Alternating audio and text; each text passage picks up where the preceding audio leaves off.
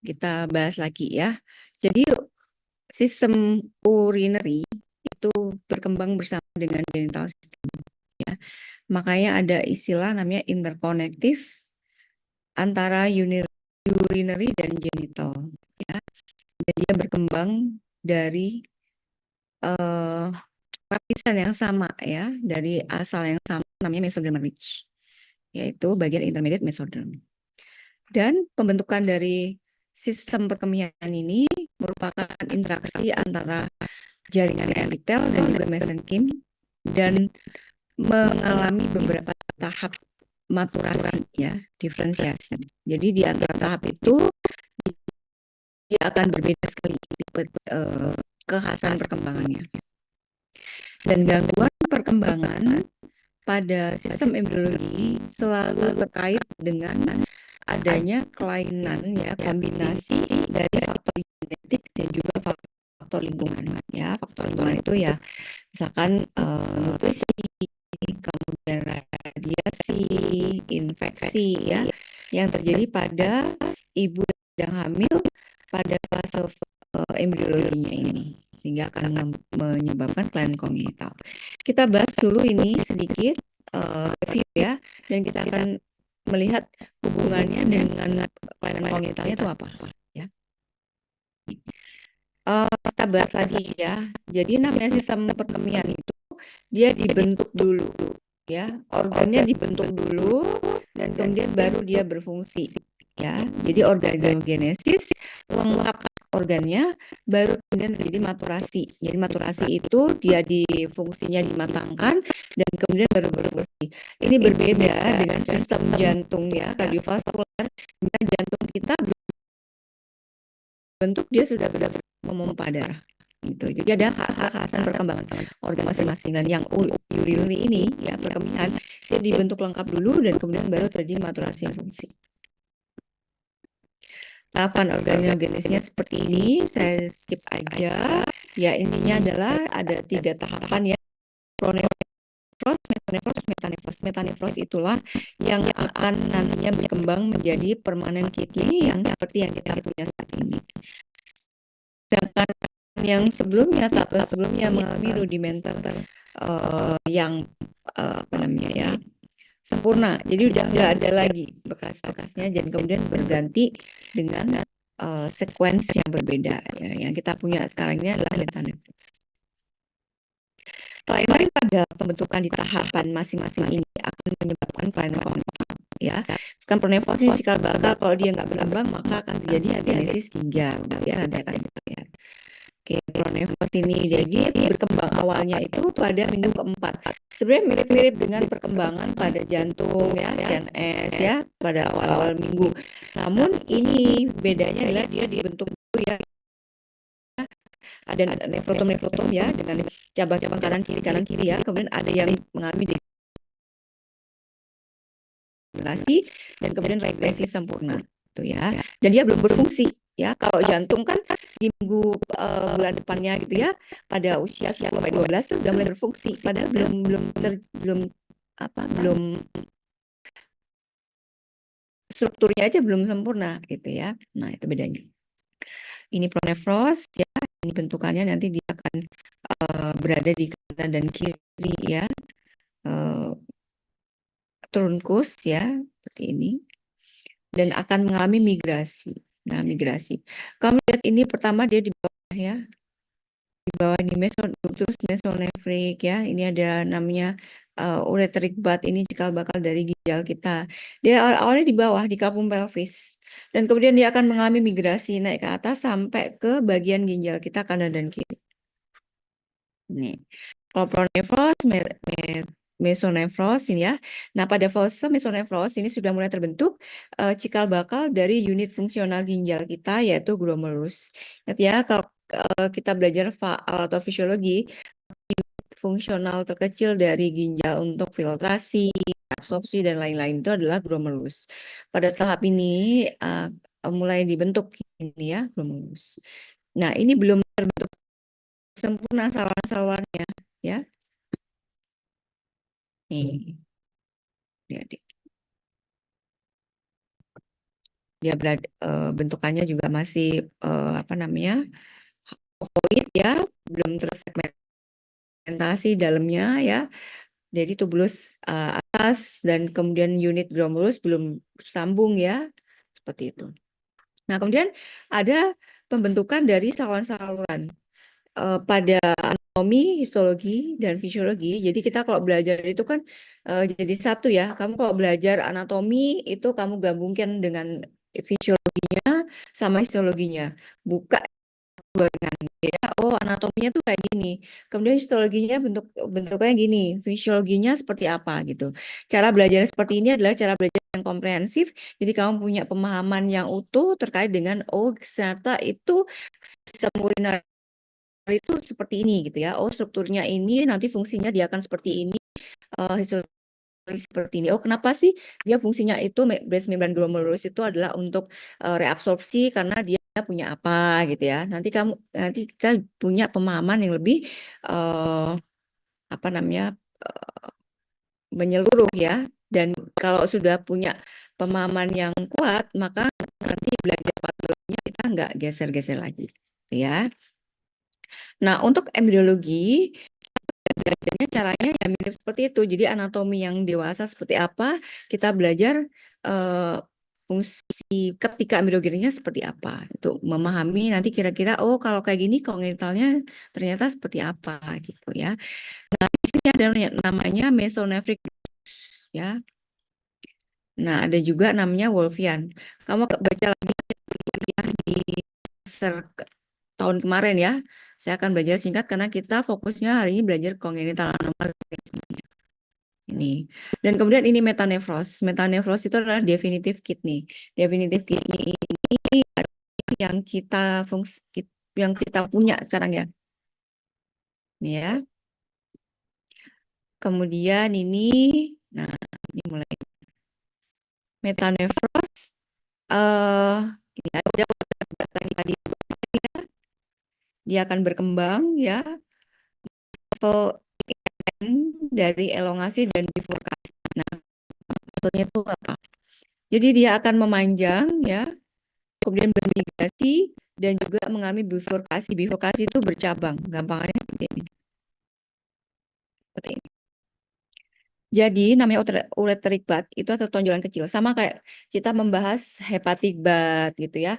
Terus ada lagi lung bud atau respiratory divertical apa namanya tonjolan pharyngeal bud. Nah itu ada kecil lah. Kemudian dia akan berkembang sesuai dengan tugasnya masing-masing. Nah kalau yang di sini, nah ada bisa lihat. Nah namanya metanephric-blastema ini adalah cikal bakal ginjal ya, jaringan ginjal kita yang isinya adalah glomerulus ya, unit penyaring filtrasi. Sedangkan collecting system adalah salurannya. Jadi kayak selang-selangnya ya. Dan dia akan berfungsi di sini. Ya, namanya sehingga tadi ada kata-kata mengalami bifurkasi. Bifurkasi itu dia bercabang. Nah, makin bayi ya, fetus itu berkembang, maka bifurkasinya akan makin banyak. Tujuannya adalah untuk memang menjangkau seluruh unit terkecil dari glomerulus itu. Setiap kali unit glomerulus ada percabangannya. Sehingga gambaran akhirnya nanti seperti ini. Ya, seperti akar-akar halus gitu ya, yang menjangkau seluruh unit penyaringan unit filtrasi ginjal atau glomerulus itu. Nah, ini namanya collecting tubule. Dia bertugas mengumpulkan urin ya. Jadi darah disaring di ginjal ya, difiltrasi, kemudian direabsorpsi lagi bagi bahan pentingnya gitu ya. Kemudian disekresi. Sekresinya inilah yang ditampung oleh collecting tubule keluar dari ginjal. Nah, ini. Nah, dia bisa lihat ya ini. Jadi ada pelvis mayor dan pelvis minor. Kamu belajar anatomi, belah ginjal itu dibelah ginjal menjadi dua gitu ya, atau kamu lihat atlas ya, maka ada kayak brokoli gitu ya gambarannya ya, di tengah-tengah itu yang batangnya itu ya. Kemudian yang cabang-cabang itu persis kayak bentukannya ginjal ya. Jadi kalau misalkan menggambarkan kali ya batang hidroklorid itu, sedangkan yang itu ya gerumbulan kecil-kecil itu seperti ini ya, eh, bentukan seperti ini. Oke. Nah, ini kemudian nefron. Nefron ini berasal dari plasma metanefrogenik ini ya, yang saya bilang tadi bahwa dia adalah unit terkecil kita, fungsional kita itu kalau misalkan ngomongin sistem urinary, kita selalu bilang adalah gabungan dari dua unit fungsi yang paling penting, yaitu fungsi nefron dan collecting tubule. Udah, sebenarnya itu aja. Dan kemudian bisa ditarik sampai ke bawah nanti ya, pelvic kali mayor minor ya, turun ke ureter ya, uretra ya, sampai ke bawah. Itu seperti itu. Nah, di tubul unit nefron ini akan terdiri dari kapsula Bowman, nah, group of Henle, distal convoluted tubule. Nah, kamu akan belajar lebih detail ini di anatomi dan fisiologi ya, begitu gimana fungsi fisiologi dari ini ginjal ini.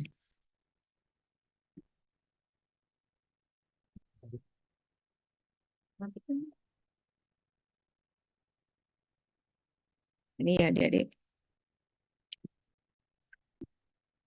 Nah ini.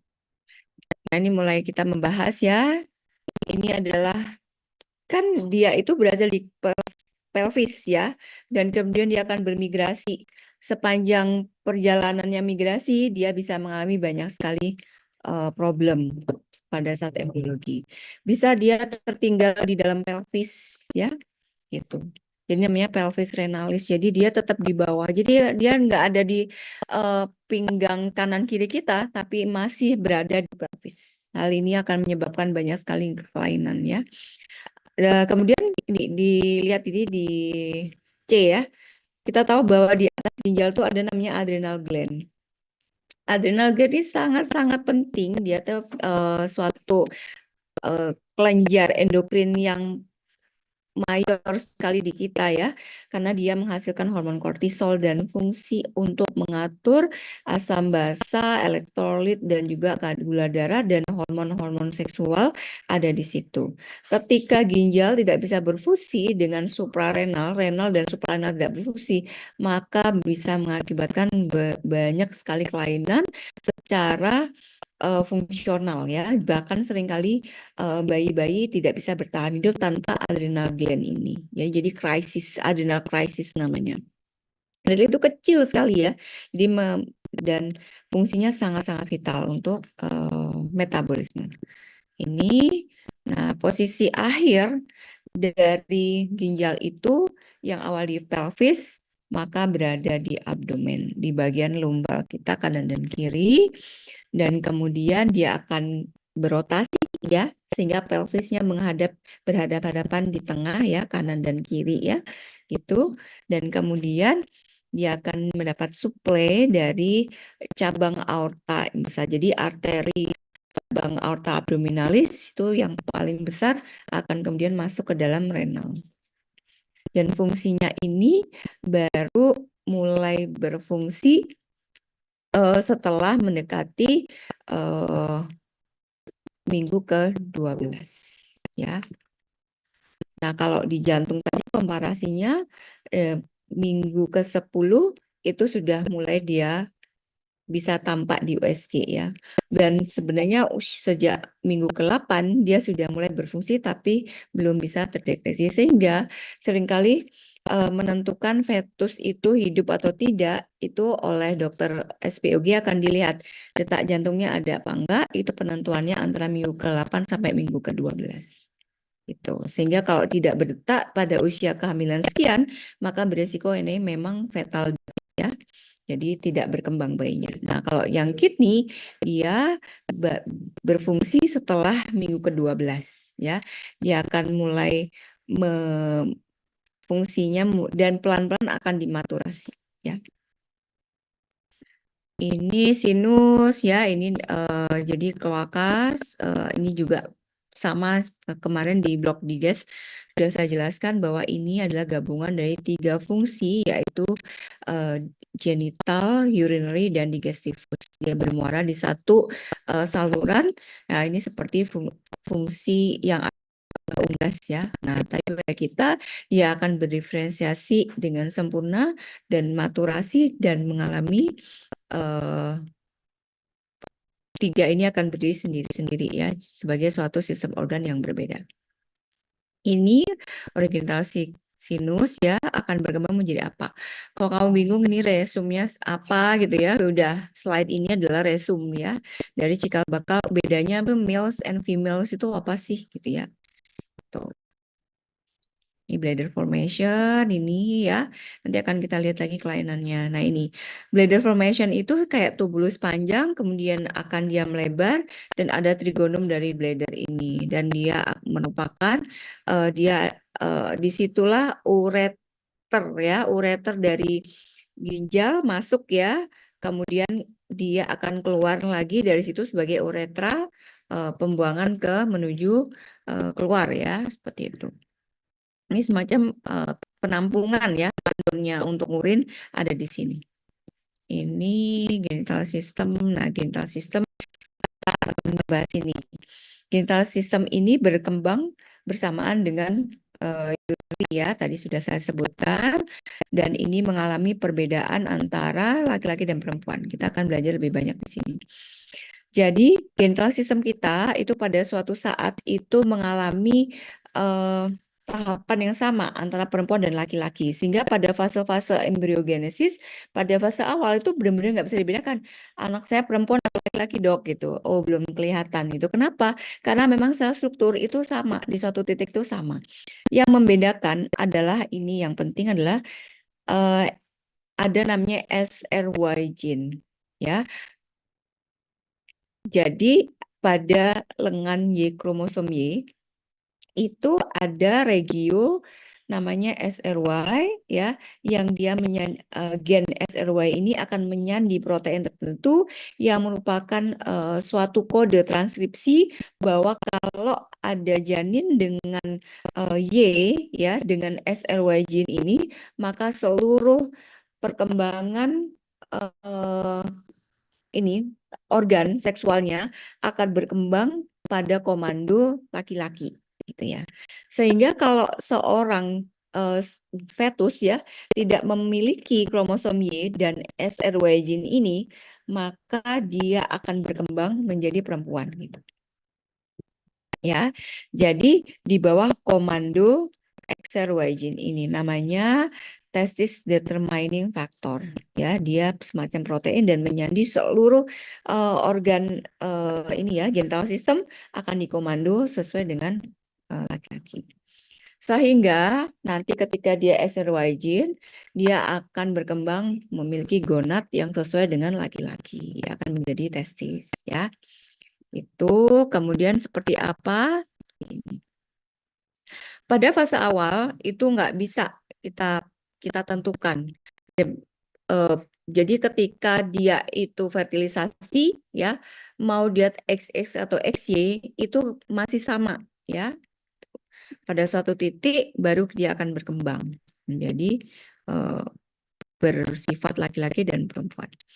Jadi ketika dia punya SRY gene maka akan jadi spermatogenesis ya. Oogenesis akan dimiliki oleh yang tanpa SRY gitu ya.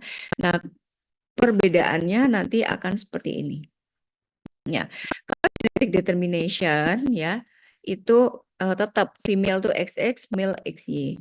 Dan XY ini nanti juga memiliki regio yang khusus tadi yaitu SRY, sehingga walaupun seorang fetus ya yang punya genetiknya XY tapi nggak punya SRY gene, maka dia tetap akan berkembang menjadi perempuan. Walaupun secara kromosom dia adalah laki-laki. Gitu. Nanti kita akan belajar kelainannya seperti apa. Nah, ketika ada XRY gene, maka yang akan terekspresi adalah testis determination gene, kemudian ada DNA binding protein ini ya, yang akan mengekspresi atau menggenerate ya, terbentuknya sel-sel toli ya, kemudian maturasi induksi dari Leydig sel, dia Leydig akan menghasilkan testosteron ya, dan kemudian akan men-trigger development dari fungsi laki-laki. Seperti ini. Nah, XX, XY ya sama ya. Nah, kemudian di bawah komando dari SLY gene dia akan berkembang menjadi testis dan seluruh sistem genital laki-laki, sedangkan yang tidak memiliki akan berkembang menjadi perempuan. Ini jadi ada undifferentiated gonad ya pada suatu ketika ini belum dirilis ya dalam jumlah yang cukup oleh XRY gene. Nah, kemudian baru akan berkembang ini adik-adik. Jadi, laki-laki dan perempuan sebenarnya memiliki cikal bakal ini ya, sel yang sama ya. Kalau testis laki-laki pada perempuan namanya ovari gitu ya. Kemudian nanti saluran-salurannya pada laki-laki akan menjadi ductus deferens ya, atau vas deferens. Kalau pada perempuan nanti jadi kanalis ini ya, ini ya, seperti itu. Jadi mirip. Nah, ada yang berkembang di laki-laki, tapi rudimenta di perempuan itu menjadi ligamen. Begitu pula juga sebaliknya. Jadi sebenarnya laki-laki perempuan itu sama, cuma nanti karena komandonya beda, nanti berkembangnya berbeda. Ini, oke. Nah, ini kita akan belajar traktus reproduksi laki-laki. Jadi dari testis akan membentuk spermatogenesis, kemudian dia akan ditampung di epididimia. Jadi akan belajar lebih detail ini pada anatomi ya dan juga histologi ya. Nanti akan kamu lihat oh salurannya seperti ini, apa yang terjadi gitu ya, secara struktural dan juga histologinya seperti apa. Dan kemudian nanti fungsinya kamu pelajari pada fisiologi. Ya. Kemudian ini ya, nih kalau di laki-laki namanya ovari ya, kalau di kalau di perempuan namanya ovari, kalau di laki-laki ini berkembangnya menjadi testis. Gambarannya seperti ini.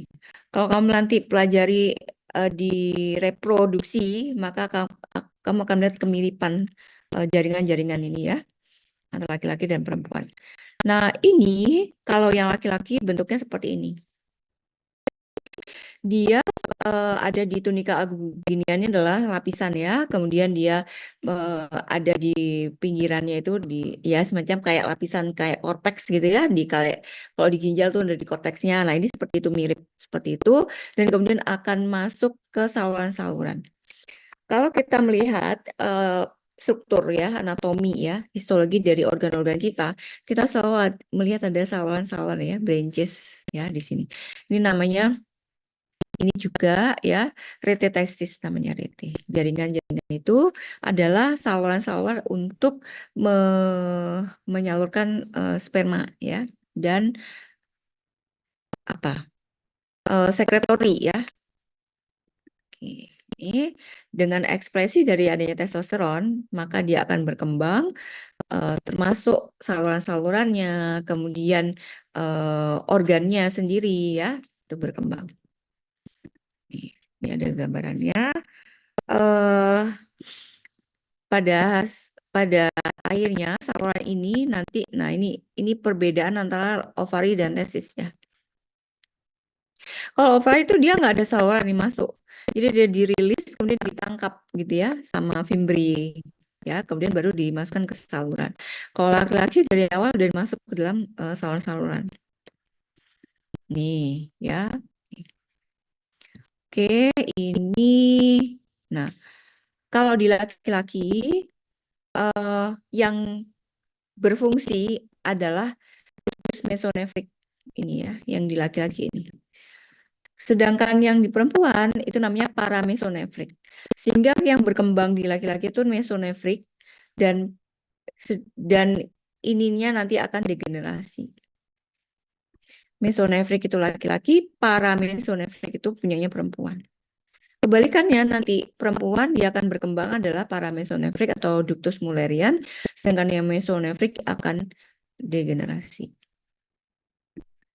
Ya. Nah, Leydig sel itu akan memproduksi testosteron ya, dia akan berkembang jadi seksual sekunder laki-laki ya dan menghasilkan Mullerian inhibiting substance. Jadi memang Mulleriannya dihambat untuk perkembangannya.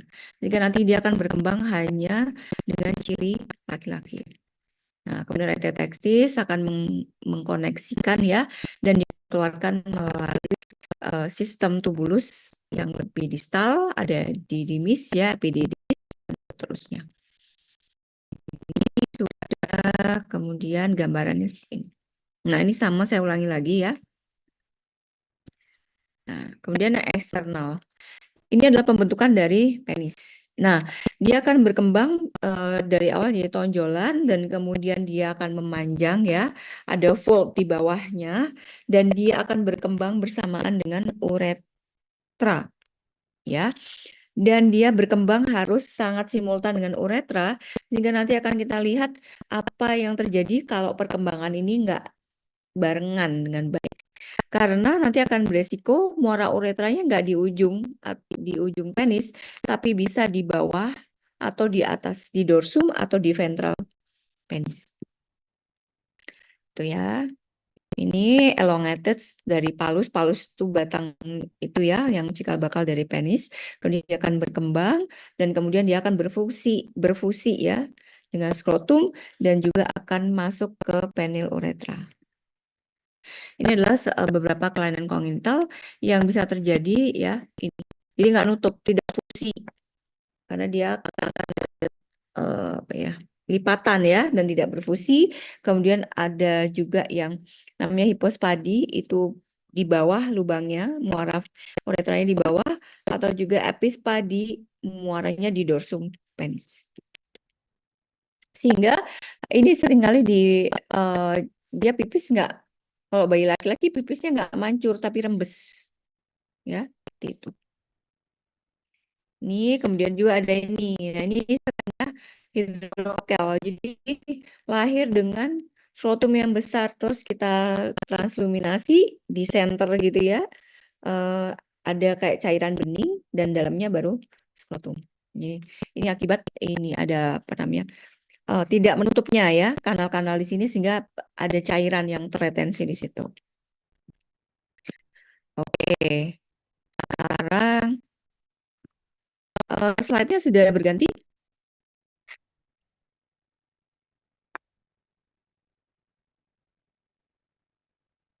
Sampun dokter. Oke, kalian.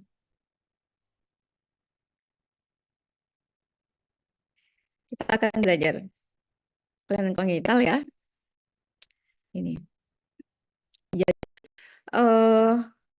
ini adalah kelainan struktur ya, anatomis. Ini saya kompilasikan di sini. Jadi kompetensi ya, kompetensi itu berarti kalau kompetensinya makin tinggi, kamu harus menguasai ya dan bisa melakukan tata laksana di sini. Kompetensi yang makin kecil, jadi istilahnya nice to know ya, tahu aja. Oke, sekarang kita bahas satu-satu. Fimosis ini sering banget akan kita temui di praktek sehari-hari. Ya, jadi fimosis ini preputium atau kulit ya, kulit luar dari gland penis itu sempit ya, sempit sehingga pada kondisi tertentu akan menyebabkan bayi atau anak kesulitan untuk berkemih. Jadi kalau berkemih dia mengejan dulu agar bisa urinnya keluar karena sempit ujungnya. Itu. Nah, ini treatmentnya kalau dia berat ini memang harus bedah. Jadi disirkumsisi ya pada usia yang muda ya, bayi atau ya usia 6 bulan gitu disirkumsisi. Ini adalah salah satu predisposisi terjadinya infeksi saluran kemih berulang. Jadi kalau ada anak sering ISK atau saluran kemih berulang, maka kita harus cek, oh himosis enggak? Karena salah satu predisposisinya seperti itu. Kenapa? Di sini tidak lancar alirannya, sehingga seringkali menyebabkan ada infeksi ya di situ. Kemudian ada namanya parafimosis. Parafimosis itu biasanya ditarik ya, preputiumnya ditarik untuk dicek dia sempit apa enggak. Nah, tapi kemudian nggak bisa kembali ke sini, jerat. Nah, ini hati-hati pada parafimosis. Nah, parafimosis ini bisa terjadi iatrogenik karena perlakuan kita sebagai dokter. Oh, kok kayak fimosis ya? Kita cek, tapi nggak bisa balik, nggak bisa dibalikkan. Nah, ini juga suatu kegawatan di bidang urologi, jadi harus segera dikonsulkan dokter bedah atau disunat sirkumsisi ya. Hati-hati. Nah, biasanya ini kenapa? Karena dia menjirat menjerat jaringan situ ya, dan bisa terjadi gangren. Kalau udah gangren, resiko gangren hanya di kulit atau sampai ke gland penis. Nah, ini hati-hati.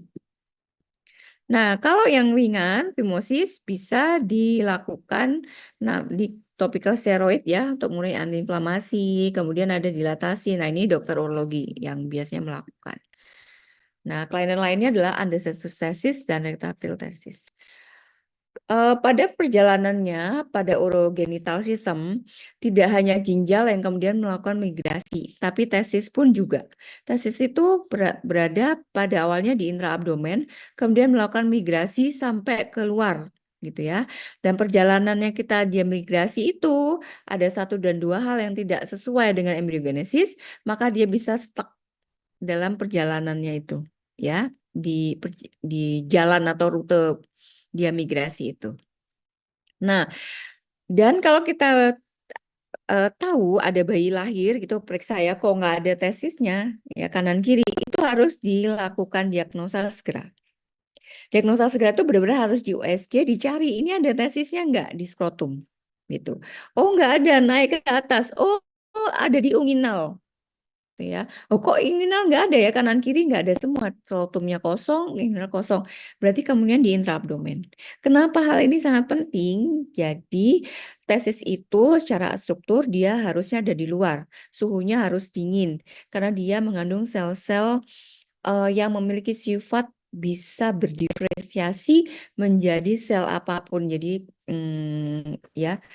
Sehingga kalau dia berada di kondisi yang panas berlama-lama ya secara kronis, maka bisa menyebabkan CA atau karsinogen ya. Jadi dia bisa menyebabkan malignansi. Sehingga kalau yang seperti ini terapinya nanti harus dikonsulkan ke dokter anak dan juga dokter bedah ya. Modalitas terapi ada 2, mau dikasih hormonal dulu untuk menginduksi turunnya testis, atau kalau dia kejauhan banget intraabdomen atau di inguinal, biasanya langsung ditarik ya, ditarik keluar dan difiksasi di dasar skrotum. Jadi di orkidopeksi namanya. Jadi orkidopeksi itu dia difiksasi ya di base dari skrotum. Jadi kita harus satset nih kalau nemu loh, kok nggak ada tesisnya, langsung USG konsulkan ya. Jadi nggak ada keluhan apa-apa memang. Dia bisa pipis siapa, tapi resiko malignansinya besar. Jadi harus segera ditata laksana. Kemudian ini ya. Nah, kenapa terjadi ya seperti ini? Biasanya memang prematur. Nah, karena prematur dia memang belum waktunya lahir kan. Jadi dia migrasinya belum selesai gitu. Terus dia lahir ya. Atau faktor genetik, nah atau kelainan-kelainan lain yang genetik dan lingkungan yang bisa menyebabkan kelainan kongenital. Sebenarnya apapun ya. Nah, terapinya adalah orkidopeksi atau hormonal. Jadi nanti sambil diobservasi. Nah, kemudian ada namanya varikokel. Varikokel ini adalah pelebaran dari vena-vena di bagian skrotum. Ini mirip sekali ya seperti hemoroid ya, pelebaran vena tapi di rektum hemoroid ya, atau varises di kaki, itu vena di kaki. Tapi ini adalah varikokel ya, varises pada area testis dan skrotum. Ini juga harus ditata laksana karena dia akan clutter sini dan bikin suhu testisnya akan lebih tinggi. Resikonya adalah bisa menyebabkan perubahan ya, perubahan sifat sel ya, dan yang dan pada beberapa puluh tahun kemudian ini merupakan salah satu predisposisi infertilitas. Kenapa? Ya karena tesisnya tidak berkembang dengan baik karena suhunya tinggi. Ya, ini salah satu penyebab infertilitas. Jadi kalau menemukan seperti ini ada gradingnya, maka harus juga dilakukan treatment. Kemudian kalau hidrokel, ini yang tadi sudah sempat saya jelaskan ya, hidrokel itu bayi lahir tuh skrotumnya tuh kayak bengkak gitu ya. Terus kita senteri dengan transiluminasi, maka ada gambaran bayangan cairan di dalamnya dengan testis di dalamnya. Nah, ini adalah hidrokel. Ini bisa dilakukan observasi atau bisa juga dengan tindakan bedah untuk menutup ini. Ada defek di sini. Hingga cairan intraabdomen akan masuk ke sini. Itu. Nah, ini kelainan abnormalitas dari urinary system. Kita tahu bahwa ini ya, mungkin kurang besar tuh adik-adik. Nah, ini eh kita belajar masing-masing satu-satu ya. Ada namanya agenesis. Kalau agenesis itu pada tahapan pronefros itu dia nggak terbentuk. Jadi udah nggak punya ginjal sama sekali. Agenesis nggak terbentuk. Atau selama perjalanannya itu di fase pronefros ada gangguan. Jadi dia terbentuk tapi nggak sempurna. Hipoplasi, gangguan terbentuk. Ya. Kemudian ada juga yang kebanyakan supernumerary ya. Nah, kemudian malrotasi. Malrotasi itu dia harusnya kan dia tuh rotasi ada di berhadap-hadapan gitu ya, tapi dia salah ya. Nah, itu juga gangguan. Gangguan kenapa? Jadi arteri vena, kemudian ini kalis ginjalnya jadi tidak eh, bermuara di tempat yang tepat. Itu mengganggu fungsi aliran. Nah, mengganggu fungsi aliran itu akan merupakan salah satu predisposisi terjadi hipertensi ya. Oke, kita belajar satu-satu. Ada namanya nefropati kongenital ya, agenesis ginjal. Jadi nggak terbentuk ya. Jadi pronefros, mesonefros, kemudian beralihnya ini ada masalah ya, gagal pembentukan metanefros. Nah, gagal pembentukan metanefros ini bisa terjadi pada fase-fase sebelumnya tentunya sehingga metanefros tidak terbentuk. Nah, ini eh, kalau satunya masih bisa ya, tapi kalau dua-duanya letal. Letal itu artinya bayinya nggak bisa bertahan hidup ya. Sebenarnya hipoplasi jumlah nefronnya berkurang. Nah, kalau jumlah nefron berkurang, maka ini merupakan predisposisi terjadinya ini ya ISK ya. Tuh, jadi dia overload ya. Dan kemudian biasanya enggak hipoplasi ini tidak terjadi sendiri, tapi juga disertai dengan gangguan eh, letak ya, struktur dan letak pada saluran-saluran. Apa tadi? Displasi. Displasi itu terbentuk tapi salah ya. Displasi. Jadi terbentuk tapi salah. Nah, salahnya gimana? Dia kan harusnya terbentuk unit terkecil penyaringan ginjal ya. Jadi glomerulus, kemudian akan berfungsi dengan tubulus-tubulus. Nah, tapi ini salah. Ini salah di sandi ini karena faktor-faktor genetik. Nah, gambarnya seperti ini. Jadi polikistik.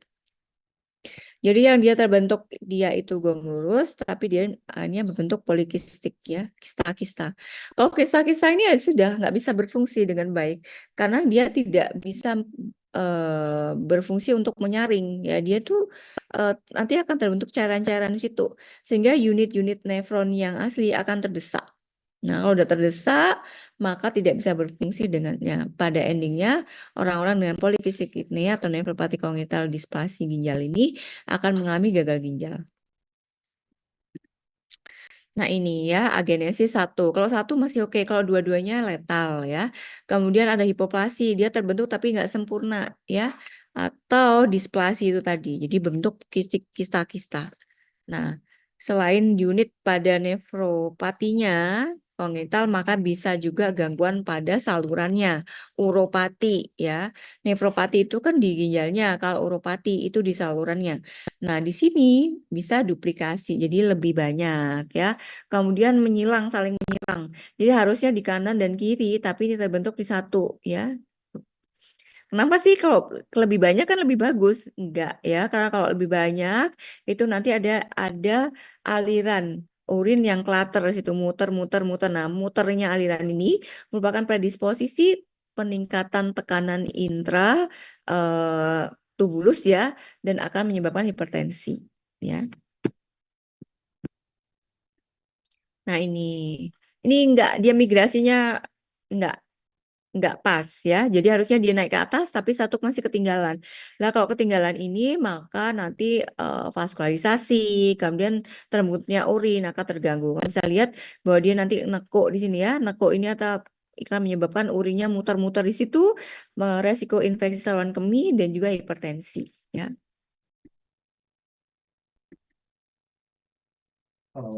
Lalu Nah, ini horseshoe kidney. Horseshoe kidney ini kan dia tuh ginjal tuh kanan dan kiri dia mandiri ya, terpisah ya.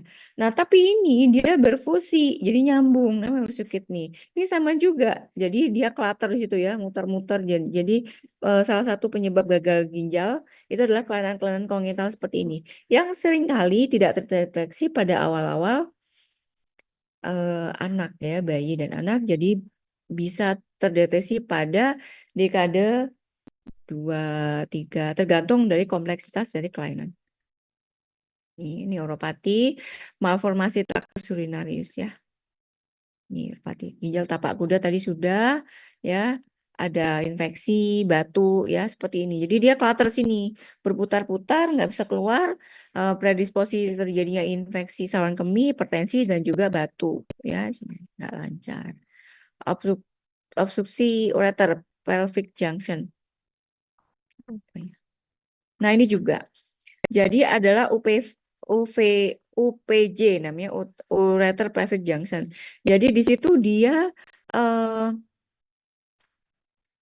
nggak lurus ya ini. Ada gambarnya nggak ya? Nah ini. Oh iya, ini gambarannya deh. Jadi ada obstruksi di situ. Harusnya kan dia lancar gitu ya, saluran lurus gitu ya. Tapi di sini ada obstruksi UVJ, ureter pelvic junction. Jadi gabungan sambungan antara ureter sama pelvic renalis ginjal itu ada di sini menyempit. Nah, kalau menyempit ini berarti kan urin dari atas nggak bisa turun ke distal, sehingga di sini akan melebar. Nah, melebar ini akan menyebabkan hidronefrosis karena dia akan lama-lama kaliks renalis akan melebar gitu ya, mendesak unit mendesak korteks renalis dan kemudian akan menyebabkan fungsi ginjal lama-lama menurun. Sehingga treatmentnya adalah ya ini yang obstruksi dipotong dan kemudian disambung di reanastomosis ini ya. Gitu. Ini sama ya, ini menyebabkan megaureter. Nah, ini. Kalau ini adalah uretrovesica junction. Jadi, kalau tadi uretropelvic junction, jadi junction antara ureter sama pelvic, ya ini adalah junction antara uretra dan vesika urinaria sama menyempit. Yang seperti ini menyempit nggak bisa masuk kan ke vesika urinaria, jadi dia akan melebar. Jadi adalah megaureter. Ureternya jadi melebar sekali ya, lama-lama ke atas pelvic renalisnya juga mendesak di korteks ginjal sama akan menyebabkan gagal ginjal karena unit fungsional ginjal akan terdesak dan tidak berfungsi. Ini, nah ini duplikasi ya, nih. Biasanya ketemunya tuh nggak sengaja ya karena penyakit yang lain. Kok di USG kok ada gambaran yang lain ya seperti itu.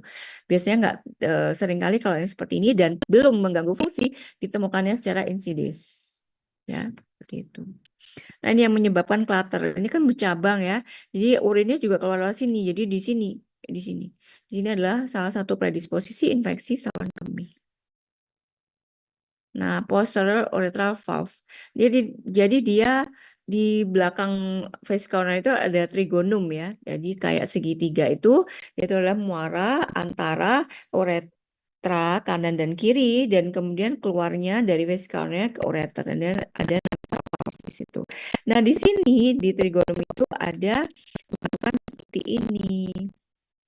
Sehingga dia nggak lancar itu masuk dari vesica urinaria nggak lancar turun ke bawah sehingga nah, sama adanya obstruksi di suatu titik sepanjang saluran kemih akan menyebabkan pelebaran pada struktur yang nah, struktur yang lebih proksimal melebar, ujungnya tetap akan mengganggu fungsi ginjal karena pendesakan pada korteks renalis. Ya, ini ada lagi ureterokel. Jadi dia kayak ada kista gitu ya, dibentukkan seperti simple ya nggak ngefek ya karena mengganggu fungsi. Tapi kalau dia kompleks ya, mengganggu jalannya aliran ini di ductus ini ya akan menyebabkan ISK berulang. Jadi sindrom obstruksi dan pembentukan batu. Jadi sama ureterokel atau UVJ ya dan lain-lain. Pokoknya di saluran ini menyebabkan obstruksi, lainnya akan ISK berulang, obstruksi dan pembentukan batu. Ya. Nah, ini adalah hipospadi. Hipospadi adalah muara pada uretra di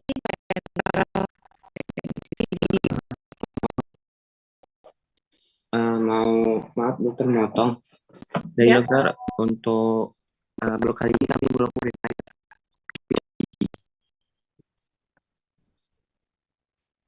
Jadi Biologi. untuk enggak dokter untuk kuliah pertama itu ambriologi dokter. Oh, embriologinya tadi sudah. Enggak dokter. Oh iya, nggak apa-apa. Ini kita jelaskan sebenarnya gini. Ini akan diulang lagi di kelas 3. Oh, oke, oke, oke. Nggak apa-apa, deh. Nanti kamu dapat 2 slide ya. Nah, biasanya slide to slide. Jadi slide itu embriologi, tapi ini porsinya kayaknya kebanyakan. Yang lihat kunci di meja aja. Kok nggak baru bilang? Oke, oke, ya sudah.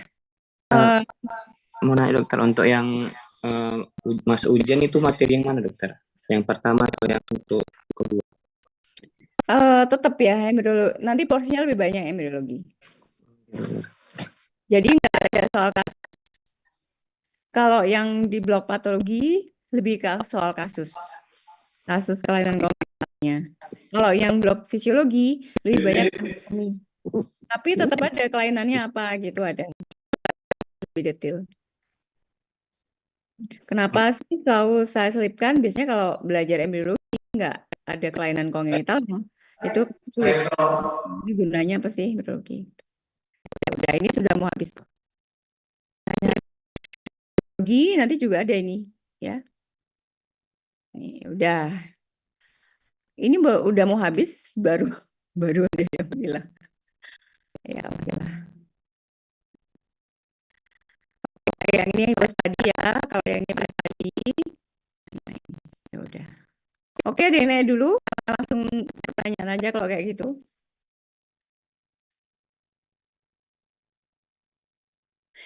Hari ini saya ngajar 2 embriologi ya. Jadi makanya saya tanya ini blok apa gitu ya. Jadi ternyata juga nggak ada yang konfirmasi. Ya udah. Oke, ada yang mau nanya dulu? Mungkin dokter untuk kali ini cukup. Udah, kalau cukup bisa kita akhiri ya. Yang keluar ujian mana ya? Jadi gini deh, kalian tuh selalu ya kalau kuliah yang mesti yang jadi yang selalu ditanyakan itu adalah keluar ujiannya apa gitu. Belajarnya tuh jadi targetnya cuma nilainya gitu. Jadi rasanya kok targetnya itu hanya itu target, menurut saya target paling rendah ya.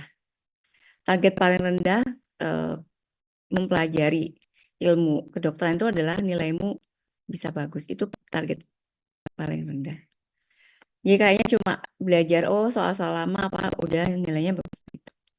Jadi kalau kamu nanti dikasih kasus lain tuh udah geser semua, nggak kuat. Jadi dari tahun-tahun tuh mesti makin ke sini trennya cuma ujiannya yang keluar apa gitu pertanyaannya. Jadi kamu nggak nanya, ini kenapa sih kok jadi ini, itu pertanyaannya nggak ada. Bahkan nggak ada yang nanya sama sekali. Ya udah, kalau nggak ada yang nanya sama sekali, silakan mempelajari Langman Epidemiologi ya. Jadi ya udah, kalian explore lebih lanjut aja. Mungkin belajar kamu ya itu udah jauh berbeda ya dengan cara belajar generasi sebelummu ya. Nggak apa-apa juga ya. Tapi nilai itu penting. Tapi yang lebih penting lagi memang harusnya pemahaman ya. Itu aja. Ya udah, kita akhiri. Kita tutup dengan doa penutup majelis. Subhanakallahumma wa bihamdika asyhadu an la ilaha illa anta. Saya akhiri. Wassalamualaikum warahmatullahi wabarakatuh. Waalaikumsalam warahmatullahi wabarakatuh. Mohon maaf dokter. Waalaikumsalam.